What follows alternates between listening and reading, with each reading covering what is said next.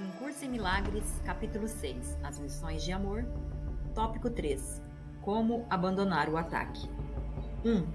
Como já enfatizamos, toda ideia tem início na mente de quem a pensa. Portanto, o que se estende da mente ainda está nela e ela conhece a si mesma por aquilo que estende. A palavra conhecer está correta aqui, porque o Espírito Santo ainda mantém o conhecimento a salvo em tua mente, através da sua percepção imparcial.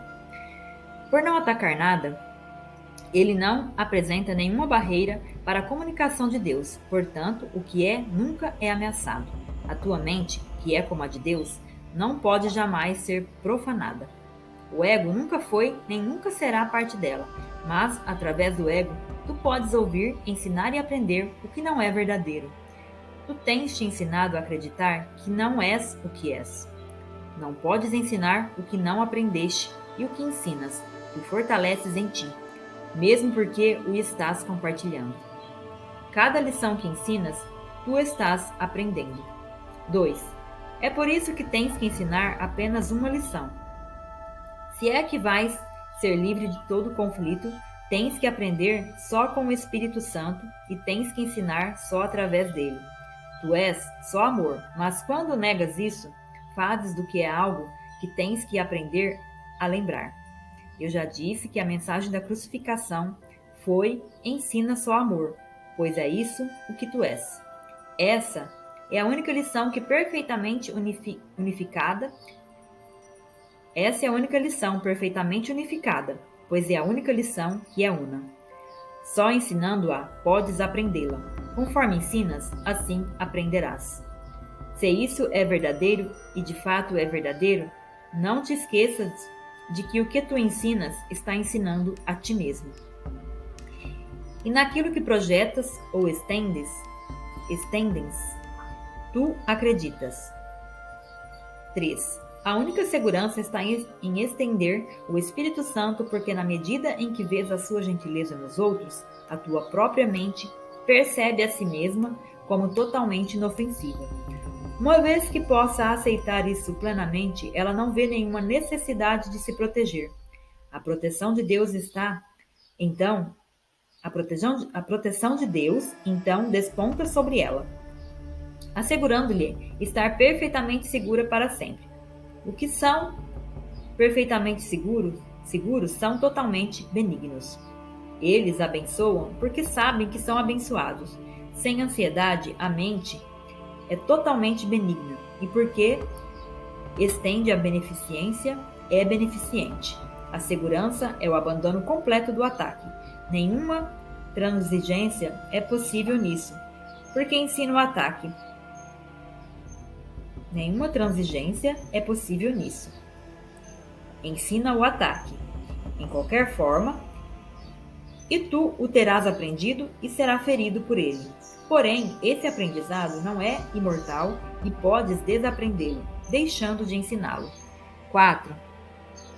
Já que não podes deixar de ensinar, a tua salvação está em ensinar exatamente o oposto de tudo aquilo que o ego acredita. E desse modo que vais aprender a verdade que vai libertar-te e manter-te livre enquanto os outros a aprendem de ti. O único caminho para se ter paz é ensinar a paz. Ensinando a paz, tu mesmo tens que aprendê-la, porque não podes ensinar o que ainda dissocias. Só assim podes ganhar de volta o conhecimento que jogaste fora. Tu tens que ter uma ideia para compartilhá-la. Ela desperta na tua mente através da convicção que vem de ensiná-la. Tudo o que ensinas está aprendendo. Ensina só amor e aprende que amor é teu e que tu és amor. Tópico 4. A única resposta. 1. Lembra-te de que o Espírito Santo é a resposta, não a pergunta. O ego sempre fala em primeiro lugar. É caprichoso e não quer o bem do seu autor. Ele acredita, e corretamente, que o teu autor pode retirar seu apoio a qualquer momento.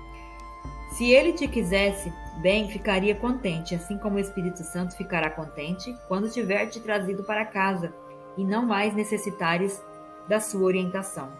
O ego não se considera parte de ti. Aí está seu erro primário. o fundamento de todo o seu sistema de pensamento. 2. Quando Deus te criou, Ele fez de ti parte de si próprio. É por isso que o ataque é impossível dentro do reino. Fizeste o ego sem amor e, portanto, ele não te ama. Não poderias permanecer dentro do reino sem amor. E uma vez que o reino é amor, tu acreditas que estás sem ele. Isso faz com que o ego se considere separado e pense que está fora do seu autor, assim falando pela parte da tua mente que acreditas que tu estás separado e fora da mente de Deus. O ego então levantou a primeira questão jamais colocada. Questão essa que ele nunca pôde responder. Essa questão: o que és tu? Foi o começo da dúvida. O ego nunca respondeu a nenhuma questão desde então, embora tenha levantado um grande número delas. As mais inventivas atividades do ego nunca fizeram mais do que obscurecer a questão, porque tu tens a resposta e o ego tem medo de ti. 3. Tu não podes compreender o conflito enquanto não compreenderes o fato básico de que o ego não pode conhecer coisa alguma. O Espírito Santo não fala em primeiro lugar, mas ele sempre responde. Todos já apelaram para ele querendo ajuda em uma ou outra ocasião, de uma ou de outra forma, e têm sido respondidos. Como o Espírito Santo responde verdadeiramente, ele responde para todos sempre, o que significa que todos têm a resposta agora.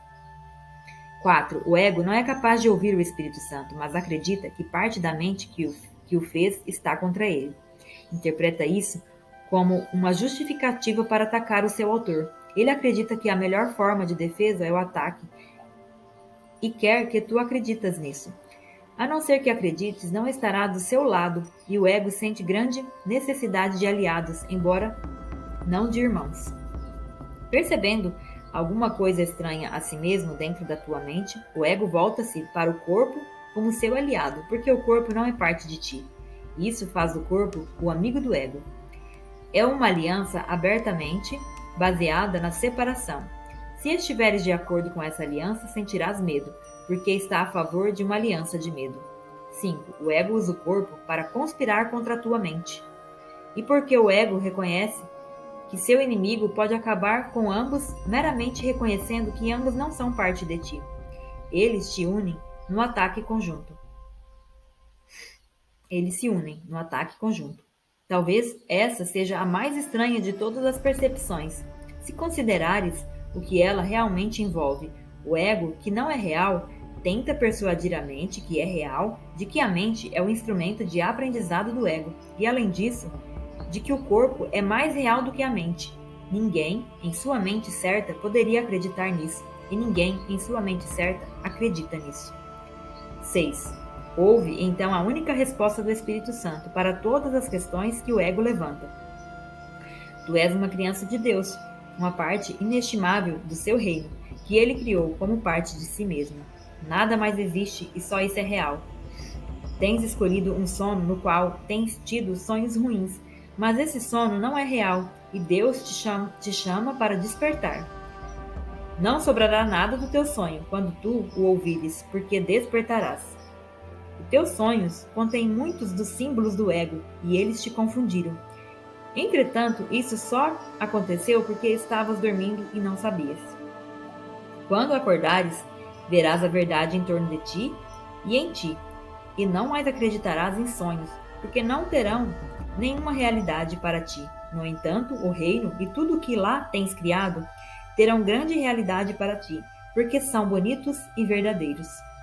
7. No reino há certeza perfeita, quanto ao lugar onde estás e quanto ao que és. Não há nenhuma dúvida, porque a primeira questão nunca foi perguntada. Tendo afinal sido totalmente respondida, ela nunca existiu. Só o que é vive no reino, onde tudo vive em Deus sem questionamento. O tempo gasto com questionamentos no sonho cedeu lugar à criação e à sua eternidade. A tua certeza é como a de Deus, porque és tão verdadeiro quanto Ele é. Mas o que uma vez foi certo em tua mente, veio a ser apenas a capacidade para a certeza. 8. A introdução das capacidades do que é foi o início das incertezas, porque as capacidades são potenciais, não realizações. As tuas capacidades são inúteis na presença das realizações de Deus e também das tuas. As realizações são os resultados que foram atingidos. Quando são perfeitos, as capacidades são sem significado. É curioso que o perfeito agora tenha que ser aperfeiçoado. De fato, isso é impossível. Lembra-te, porém, de que quando te pões em uma situação impossível, acreditas que o impossível é possível. 9. As capacidades têm que ser desenvolvidas antes que possas usá-las. Isso não é verdadeiro em relação a coisa alguma que Deus tenha criado, mas é a solução mais benigna possível para o que tu fizeste. Em uma situação impossível, podes desenvolver a tua capacidade a ponto de poderem fazer-te sair disso. Tens um guia para mostrar-te como desenvolvê-la, mas não tens outro comandante a não ser tu mesmo.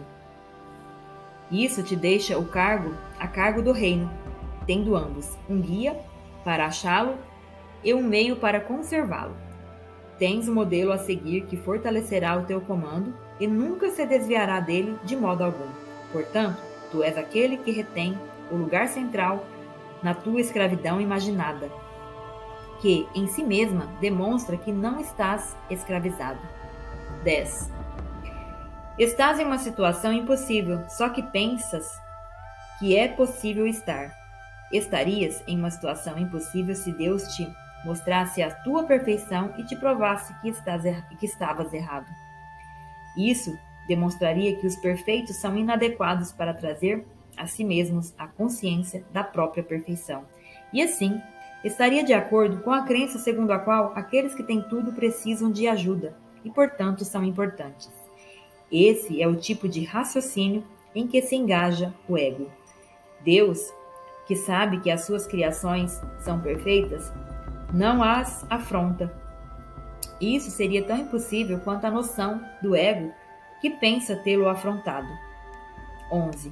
É por isso que o Espírito Santo nunca comanda. Comandar é assumir a desigualdade que o Espírito Santo demonstra que não existe. A fidelidade a premissas é uma lei da mente e tudo o que Deus criou é fiel às suas leis. Porém, a fidelidade a outras leis é também possível, não porque as leis sejam verdadeiras, mas porque tu a fizeste. O que seria ganho se Deus te provasse que tens pensado de modo insano? É impossível que Deus perca a sua própria certeza? Eu disse frequentemente que o que tu ensinas, tu és. Quererias tu que Deus te ensinasse que tens pecado? Se ele confrontasse o ser que tu fizeste com a verdade que ele criou para ti, o que poderias ser se não medroso? Duvidarias da tua mente certa, que é o único lugar onde podes achar a sanidade que Deus te deu. 12. Deus não ensina. Ensinar implica uma falha, que Deus sabe que não existe. Deus não é conflitado. O ensino tem por objetivo a mudança, mas Deus apenas criou o imutável. A separação não foi uma perda da perfeição, mas um fracasso na comunicação. Uma forma de comunicação áspera e estridente surgiu como a voz do ego. Ela não podia estilhaçar a paz de Deus, mas podia estilhaçar a tua. Deus não a silenciou, porque erradicá-la seria atacá-la. Sendo questionado, ele não questionou, simplesmente deu a resposta. A sua resposta é o teu professor. Tópico 5. As lições do Espírito Santo. 1. Como qualquer bom professor, o Espírito Santo conhece mais do que tu agora, mas só ensina para fazer com que sejas igual a ele. Já havias ensinado errado a ti mesmo, tendo acreditado no que não era verdadeiro. Não acreditaste na tua própria perfeição. Iria Deus ensinar-te que tinhas feito uma mente dividida quando ele só conhece a tua mente íntegra? O que Deus sabe é que seus canais de comunicação não estão abertos para ele, de modo que ele não pode transmitir a sua alegria e saber que suas crianças são totalmente alegres.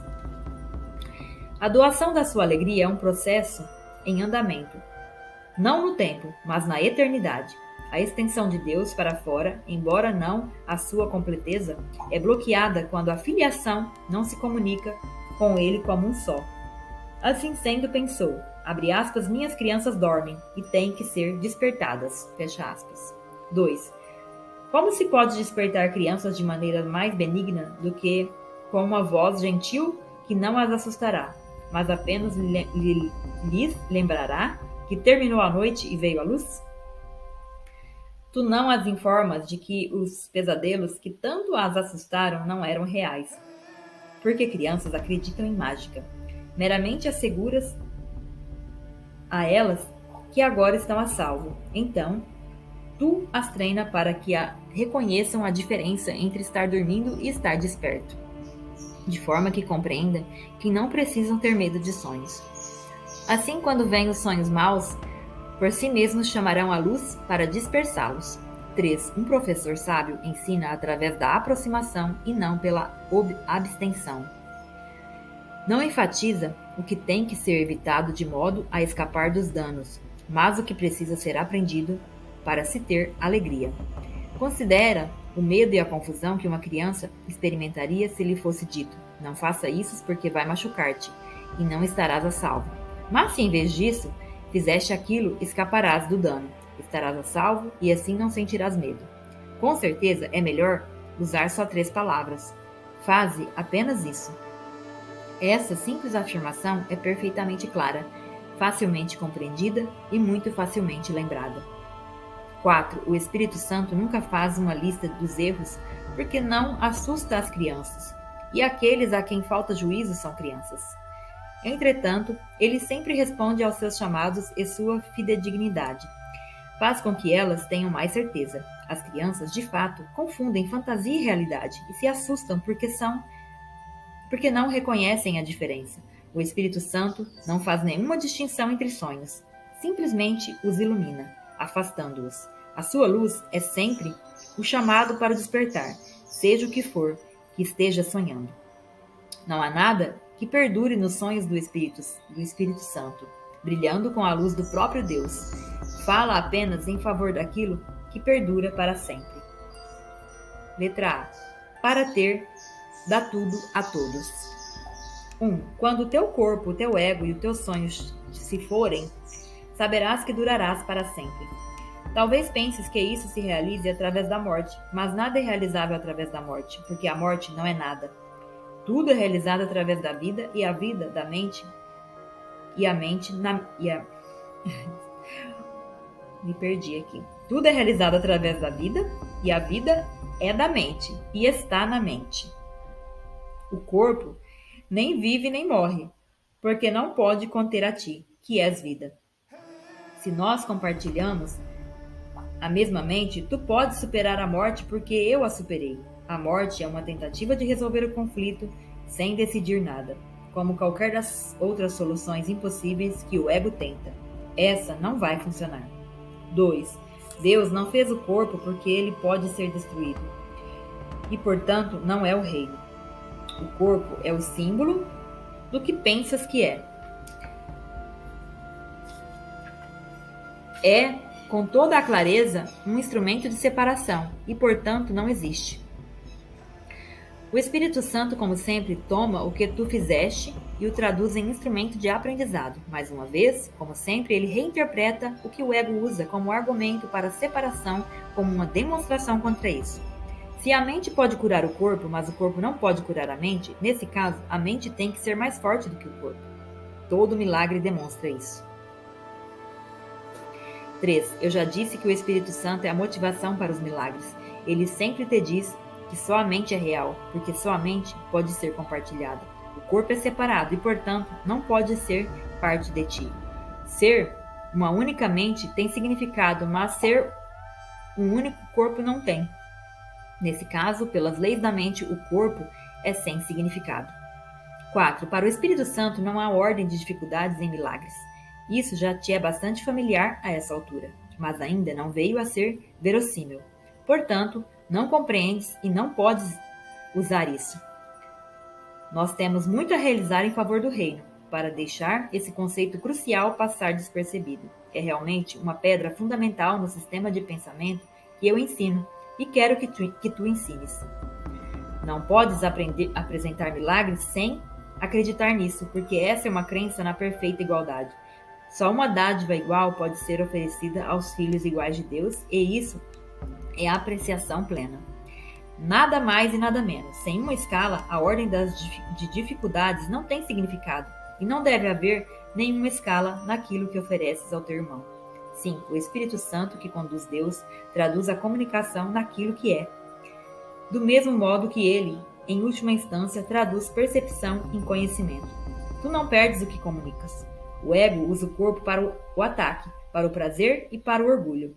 A insanidade dessa percepção faz com que ela seja de fato amedrontadora. O Espírito Santo vê o corpo só como um meio de comunicação, e como comunicar é compartilhar, ele vem a ser comunhão. Talvez penses que o medo, assim como o amor, pode ser comunicado e, portanto, compartilhado. No entanto, isso não é tão real como pode parecer. Aqueles que comunicam o medo estão promovendo o ataque, e o ataque sempre quebra a comunicação, fazendo com que ela seja impossível. Os egos, de fato, se unem em aliança temporária, mas sempre em função do que cada um pode conseguir separadamente. O Espírito Santo só comunica o que cada um pode dar a todos. Ele nunca toma coisa alguma de volta porque quer que tu a conserves. Portanto, seu ensinamento começa com a lição. Para ter, dá tudo a todos. 6. Esse é um passo muito preliminar e o único que tens que dar por conta própria. Não é nem mesmo necessário que completes esse passo por ti mesmo, mas é necessário que te voltes nessa direção. Tendo escolhido ir por esse caminho, te colocas no comando da jornada, onde tu e somente tu tens que permanecer. Esse passo pode exacerbar o conflito ao invés de resolvê-lo, porque é o passo inicial para reverter a tua percepção e virá-la de cabeça para cima. Isso entra em conflito com a percepção invertida que ainda não abandonaste, ou não teria sido necessária a mudança de direção. Algumas pessoas permanecem nesse ponto durante um longo tempo, experimentando um conflito muito agudo. A essa altura, podem tentar aceitar o conflito em vez de dar o próximo passo para sua resolução. Tendo dado o primeiro passo, porém, serão ajudadas. Uma vez tendo escolhido o que não podem completar sozinhas, não estão mais sozinhas.